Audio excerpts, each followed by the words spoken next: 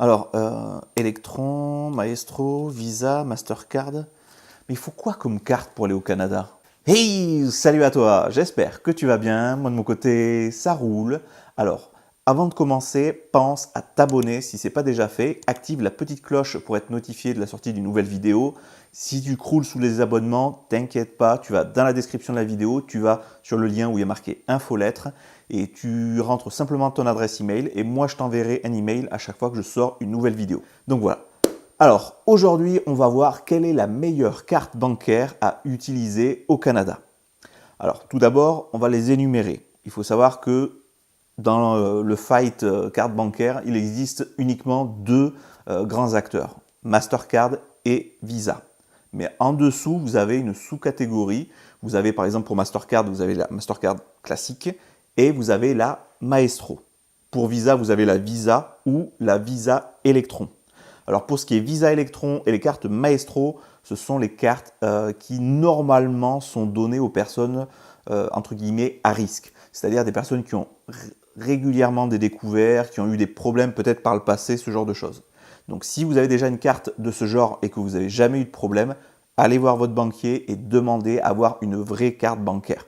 Parce qu'en fait, pour mieux comprendre la différence entre une Mastercard et une Maestro, parce que c'est toujours dans le même réseau, la Mastercard fait un paiement immédiat, tandis que la Maestro, elle, va faire un appel à votre banque. C'est pour ça que ça met toujours un petit peu de temps. Ça fait un appel à la banque pour vérifier qu'il y a les fonds nécessaires sur le compte, qui va ensuite dire au terminal, c'est bon, gros, tu peux débiter la carte.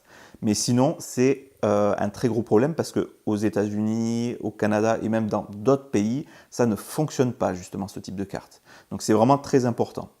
Donc du coup, on écarte déjà Electron et Maestro. Du coup, on va se concentrer sur Visa ou Mastercard. Alors, honnêtement, moi, j'utilise Mastercard. C'est ce que j'utilise depuis toujours. J'ai pas de Visa parce qu'en fait, c'est en fonction des banques. Certaines proposent que des Mastercard, d'autres proposent que des Visa. C'est des partenariats. Alors, il faut savoir que Visa, c'est à la base, c'est américain. Donc, Amérique du Nord, donc Canada, États-Unis, il n'y a aucun problème. Mastercard, il n'y a aucun problème non plus. Donc, zéro stress parce que je sais que c'est l'une des première source de stress après le passeport et l'AVE, justement, c'est la carte bancaire. Quand c'est son premier voyage, on se dit, putain, est-ce qu'elle va bien passer partout, etc.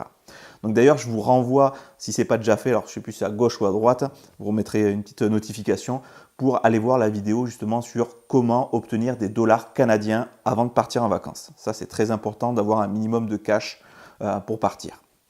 Donc voilà, donc au niveau des cartes, du coup, voilà, Mastercard ou Visa. Si vous avez des cartes bancaires, comme j'ai dit, Maestro, Electron, ça ne fonctionnera pas. Si vous voulez les faire changer, dépêchez-vous parce que selon les banques, des fois, ça peut mettre entre 10 jours et 3 semaines. Donc renseignez-vous, allez voir votre banquier, ne perdez pas de temps parce que sinon vous risquez d'être embêté une fois sur place. Donc voilà. C'était une courte vidéo, mais j'espère qu'elle vous aura plu. Donc si c'est le cas, n'hésitez pas à mettre un petit like. Si vous avez des questions, vous pouvez les poser directement dans les commentaires. Et puis bon, moi sur ce, je vous laisse et je vous donne rendez-vous dans une prochaine vidéo.